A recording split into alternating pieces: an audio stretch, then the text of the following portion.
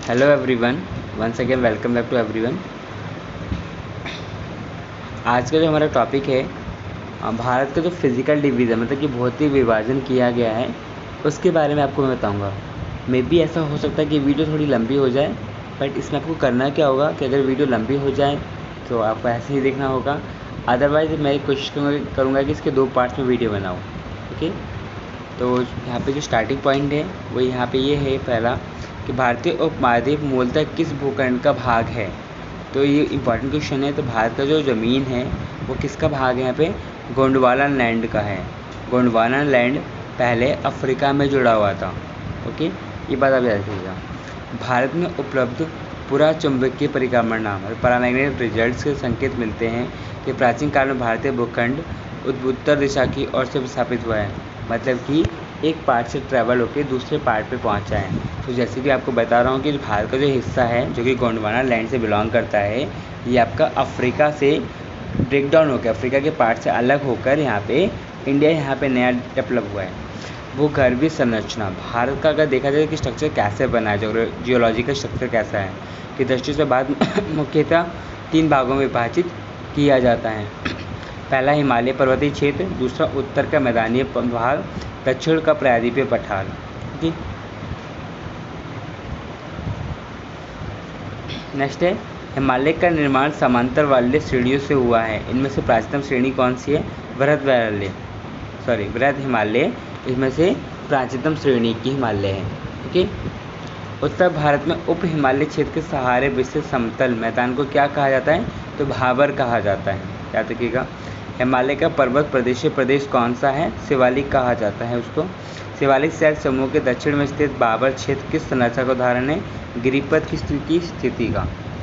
Okay, जहाँ पे शिवालिक श्रेणी की जो पहाड़ का एक चोटी, हिमालय पर्वत की चोटी का नाम है, उसकी ऊंचाई कितनी? 600 से लेकर 1200 मीटर की ऊंचाई पे पाया जाता है।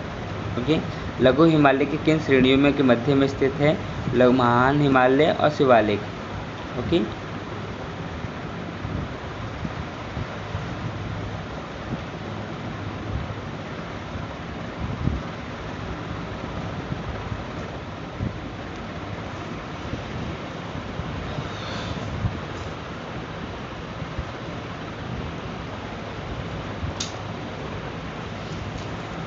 नेक्स्ट वन, नर्मदा और ताप्ती नदियों के मध्य कौन सी पर्वत श्रेणी स्थित है? इंपॉर्टेंट क्वेश्चन है।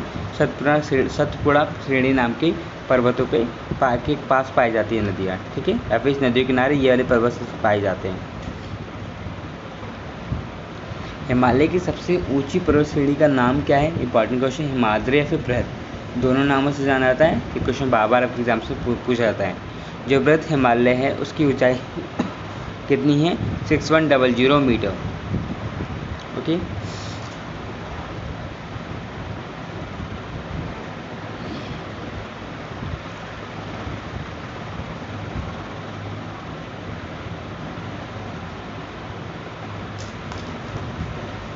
नेक्स्ट क्वेश्चन है भारत का प्राचीनतम पर्वत श्रृंखला कौन सी है?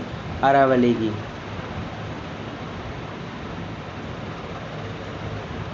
तो बेटा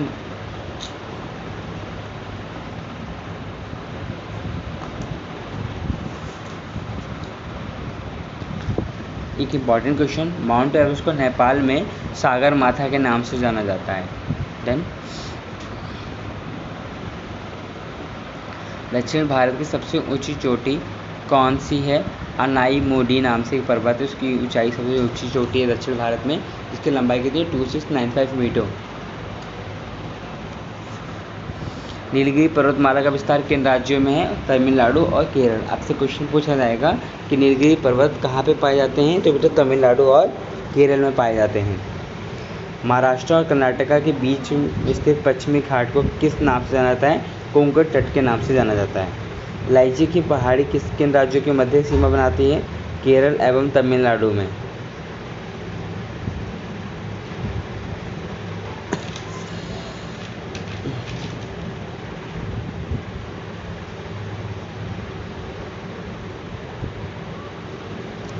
भारत का सर्वोच्च पर्वत चोटी कौन सा है?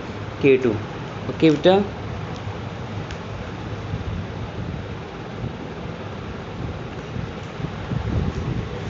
ध्यान रखिएगा कि भारत की जो सबसे सर्वोच्च वाली पर्वत चोटी उसका नाम क्या है, K2। इसकी लंबाई कितनी है, ऊंचाई है 8611 मीटर।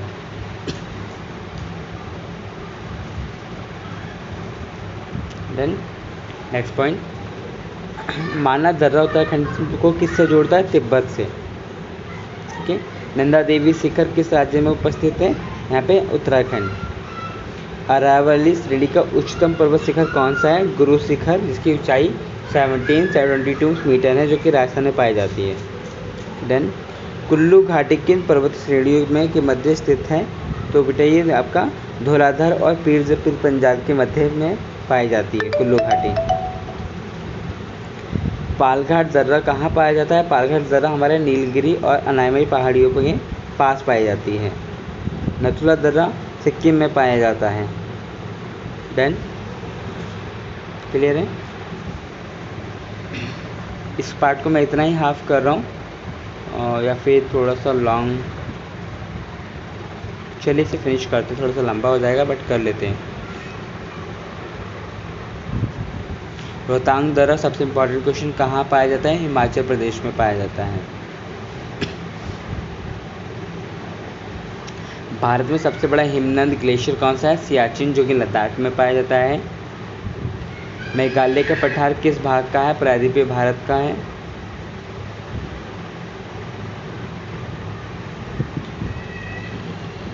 भारत का औसत समुद्र तल किस तट से मापा जाता है, चेन्नई से। याद रखिएगा ये इंपॉर्टेंट क्वेश्चन। भारत में समुद्र तट रेखा की कुल लंबाई कितनी है, 17 किलोमीटर। याद रखिएगा इस बात को। भारत में कितने राज्य समुद्री तट रेखा से संलग्न है, भारत में कौन कौन से ऐसे राज्य जो कि तट रेखा से सबसे जुड़े हुए हैं, तो 9 राज्य हैं। नाम है गुजरात, महाराष्ट्र, कर्नाटक, केरल, तमिलनाडु, पश्चिम बंगाल, आंध्र प्रदेश, उड़ीसा, गोवा। याद रखिएगा ये भी एक इम्पॉर्टेंट क्वेश्चन है।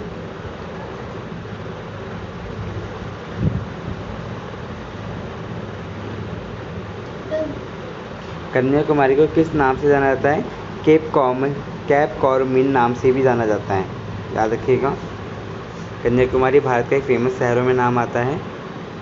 अंडमान व निकोबार द्वीप समूह स्थित है कहाँ पर, बंगाल की खाड़ी में। एक important question once again, Andaman and Nicobar कितने द्वीपों के समूह की संख्या से मिलकर बना है, 572। ओके, याद रखिएगा इस बात को भी। 10 डिग्री चैनल किन 2 राज्यों के पृथक करता है, अंडमान और निकोबार द्वीप से पाया जाता है वहाँ पे। ये बैरन आइलैंड कहाँ पर है, बंगाल की खाड़ी में। श्रीहरिकोटा द्वीप कहाँ पर है, हमारा श्रीहरिकोटा द्वीप का अवशेषित है पुलकित झील के समीप। देन भारत का कौन सा समुद्र प्रावल को में निर्मित है, लक्षद्वीप। भारत और श्रीलंका के मध्य कौन सा द्वीप पाया जाता है, भारत और श्रीलंका के मध्य पंपन द्वीप पाया जाता है, जिसे हम यहाँ पे भारत की तरफ से रामेश्वरम भी कहते हैं। ओके, द्वीपों पर बसा हुआ भारत का सबसे बड़ा नगर कौन सा है, मुंबई।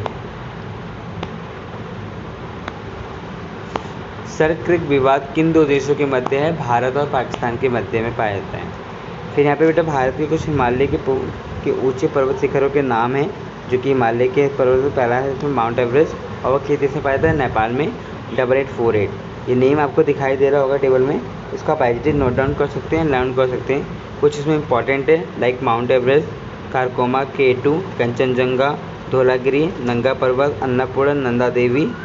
ठीक है, ये सारे नाम आपको याद रखने पड़ेंगे।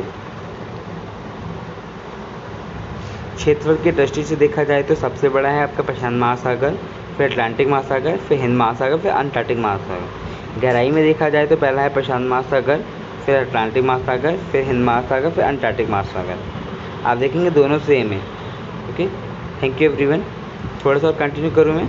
अगर जिन लोगों को नहीं पता कि भारत जो 5 महासागर दुनिया में पाए जाते हैं वो कौन कौन से हैं, प्रशांत महासागर, अटलांटिक महासागर, हिंद महासागर, अंटार्कटिक महासागर और अंटार्कटिक महासागर। ठीक है, ये महासागर पृथ्वी पर 71% भाग को घेरे हुए हैं। इनका लोकेशन आपको दिखाई दे रहा होगा कि कौन सा महासागर कहाँ पे पाया जाता है। इसको आपको याद रखना इंपॉर्टेंट है, कई बार एग्जाम्स में पूछ लिया जाता है।